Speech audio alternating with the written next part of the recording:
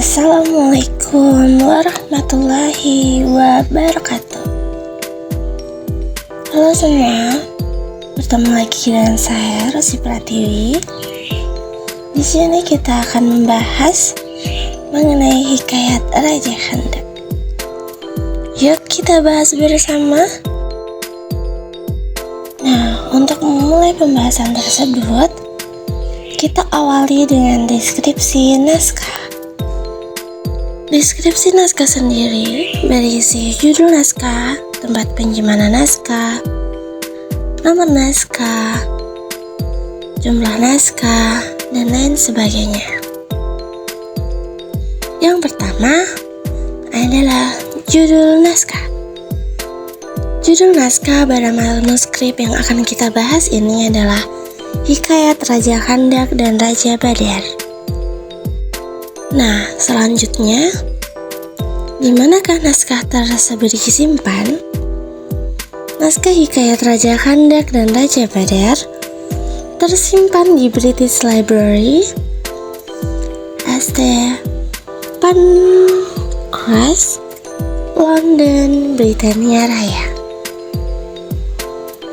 Untuk nomor naskah sendiri, nomor naskah yang tertera pada naskah Hikayat Raja Khandak dan Raja Badar adalah OR 16128. Untuk selanjutnya adalah jumlah naskah. Berdasarkan jumlahnya di beberapa perpustakaan, naskah Hikayat Raja Khandak dan Raja Badar merupakan naskah jamak. Kemudian, apa sih jenis naskah pada hikayat tersebut? Jenis naskah dari Hikayat Raja Khandak dan Raja Badar adalah naskah hikayat. Nomor 6, penyalinan naskah. Berdasarkan metadata dari British Library, naskah ini diterjemahkan dan disalin oleh Nuruddin Ibnu Ali di Reman atau di Thailand Selatan. Lalu, bagaimana keadaan naskah tersebut? Keadaan naskah jika dilihat dari versi digital, pada saat proses digitalisasi, naskah tersebut tampak tergolong baik. Warna sampul depan dan belakang berwarna biru tua serta kertas akhir yang modern. Kertas naskah dalam Hikayat Raja Khandak dan Raja Badar masih utuh dan lengkap. Selanjutnya adalah bahasa naskah. Hikayat Raja Khandak dan Raja Badar menggunakan bahasa dominan bahasa Melayu dan beberapa kosakata menggunakan bahasa Arab. Bahkan ada juga loh pepatah atau peribahasa yang menggunakan bahasa Jawi. Selanjutnya, kita akan membahas huruf, aksara, dan tulisan dalam hikayat tersebut. Dalam menulisan Hikayat Raja Khandak dan Raja Badar, menggunakan aksara Jawi atau aksara Arab Melayu dengan menggunakan khat naskih yang ditulis tangan. Sedangkan huruf Latin yang digunakan untuk menuliskan keterangan naskah adalah menggunakan huruf tegak Latin di beberapa keterangan, seperti nomor naskah, tanggal naskah tersebut disimpan di perpustakaan tersebut, dan sebagainya. Untuk selanjutnya adalah cara penulisan.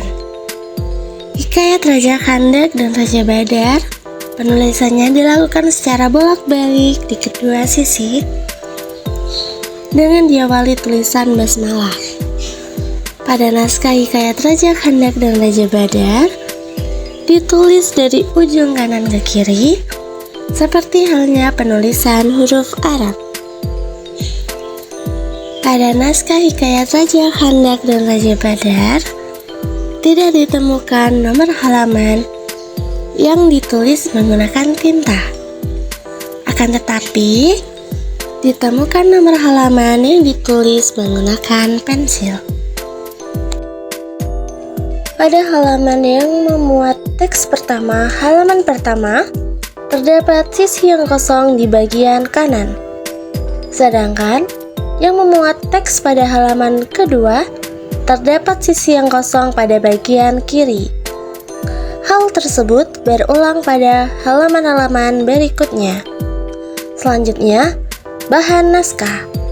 Bahan yang digunakan dalam penulisan hikayat Raja Khandak dan Raja Badar yaitu dengan menggunakan light paper atau kertas berlapis yang memiliki tekstur berusuk yang dihasilkan di Eropa.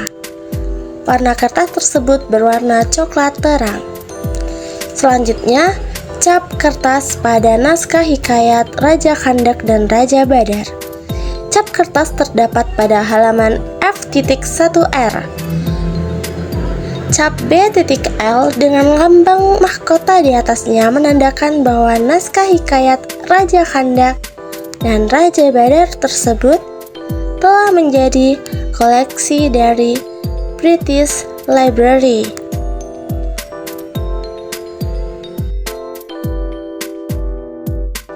Selanjutnya, bagaimana sih sejarah naskah tersebut?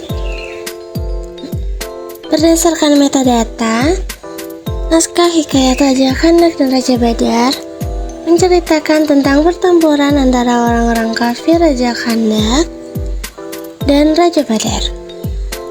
Dalam penulisan naskah tersebut cukup modern. Kata-kata yang diberi rubik berwarna merah ditulis dengan spidol halus di atas garis pensil. Hal itu mengisyaratkan bahwa naskah disalin dari naskah dengan kata-kata rubik yang sama. Naskah ini diterjemahkan oleh Nuruddin Ibnu Ali di Reman, atau tepatnya di Thailand Selatan pada 9 Rabiul Awal tahun 1224 Hijriah, atau pada hari Senin tanggal 24 April tahun 1809 tahun Masehi. Namun, dalam metadata naskah yang terdapat di British Library masih terdapat keraguan, sehingga mungkin tanggal tersebut merujuk pada naskah yang lebih awal daripada salinan tersebut. Selanjutnya, mari kita baca transliterasi naskah pada naskah hikayat Raja Khandak dan Raja Badar. Bismillahirrahmanirrahim. Wa bihi nasta'in billah al-aliyyi al-azim. Ini cetera tatkala Rasulullah SAW berperang dengan Raja Khandak dan Raja Badar. Barang siapa membaca ini atau mendengarkan dia daripada permulaan, datang kesusahannya, terlalu besar pahalanya kepada Allah Subhanahu wa Ta'ala. Ini kisah, maka tersebutlah perkataan Raja Khandak, anak Nabi Allah Sulaiman, tatkala dipindahkan Allah Ta'ala daripada negeri yang fana kepada negeri yang baqo. Maka berpalinglah ia daripada agama Nabi Muhammad SAW. Dan maka disembahnya mereka itu berhala, dan banyaklah raja-raja takluk kepada baginda itu. 2 kati 9 laksa 4.000, dan rakyatnya pun tiada terpermanai baiknya, dan tiada terhisapkan oleh segala makhluk melainkan Allah Subhanahu wa Ta'ala yang maha mengetahui akan bilangan daripada jin dan peri, dewa dan membang. Ia akan bahasa segala binatang sekalian. Adapun Raja Khandak itu itu beranak seorang laki-laki bernama Baginda Raja Badar. Maka adapun Raja Khandak ini bersaudara kepada Tuan Putri Zalzal dan Raja Sarsal dan Raja Ghofar. Terlalulah berkira hebatnya, maka terdengarlah ia kepada hulu balang Muhammad SAW yang bernama Ali radhiyallahu anhu. Itu terlalulah amat gagah dan berani. Syahdan termasyhurlah nama Baginda Ali radhiyallahu anhu, menantu kepada Rasulullah sallallahu alaihi wasallam. Ini beberapa banyak negeri kafir yang dialihkan Baginda itu. Syahdan banyaklah berhala itu habis dipecah-pecahkannya oleh Baginda itu.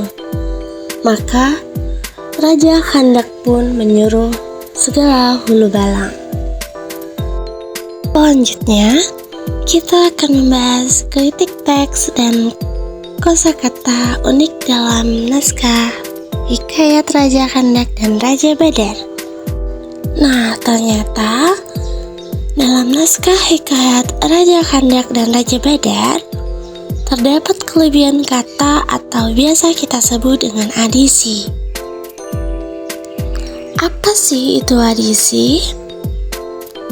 Adisi atau addition yaitu kesalahan penyalinan dengan bentuk penambahan bagian teks karena unsur ketidaksengajaan.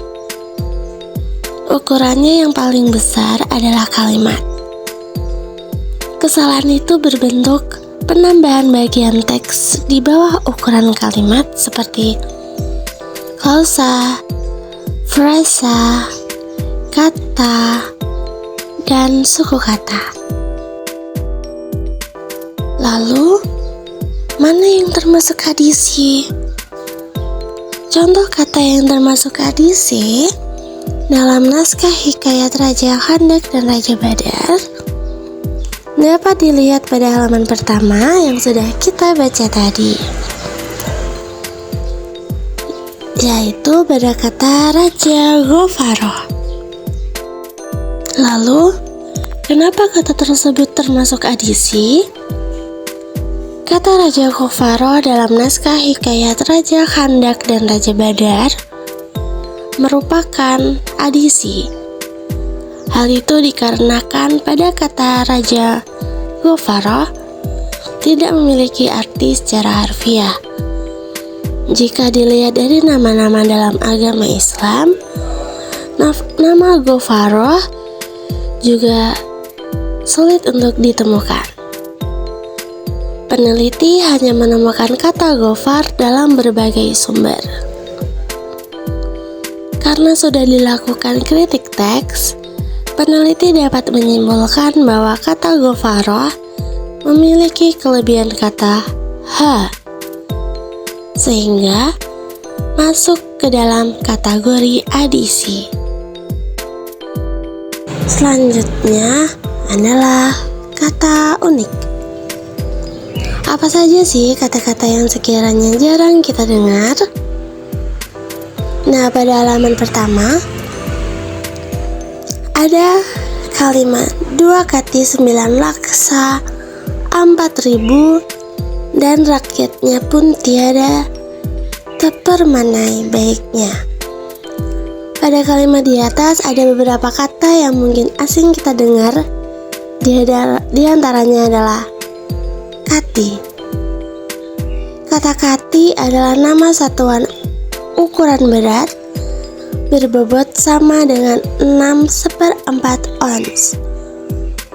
Batang terbuat dari kayu dipitur hitam bening, bentuk bulat panjang mengecil ke salah satu ujung. Lingkaran ini disambungkan dengan rantai besi dan alat penggantung timbangan. Timbangan seperti ini digunakan untuk menimbang benda yang beratnya 10 hingga 50 kg. Untuk selanjutnya adalah kata laksa. Laksa di sini bukan berarti makanan ya teman-teman. Laksa merupakan satuan bilangan untuk menyatakan puluhan ribu. Laksa sudah dimuat dalam prasasti Kedukan Bukit yang berisi tentang eksistensi kedaulatan Sriwijaya. Prasasti ini ditemukan di Palembang bertarikh 604 Saka atau pada tahun 682 Masehi. Prasasti ini oleh para ahli didapuk sebagai prasasti yang berangkat tahun tertua di Indonesia. Ditulis menggunakan huruf Pallawa dan berbahasa Melayu kuno atau Sumatera kuno. Untuk selanjutnya ada Tepermanai.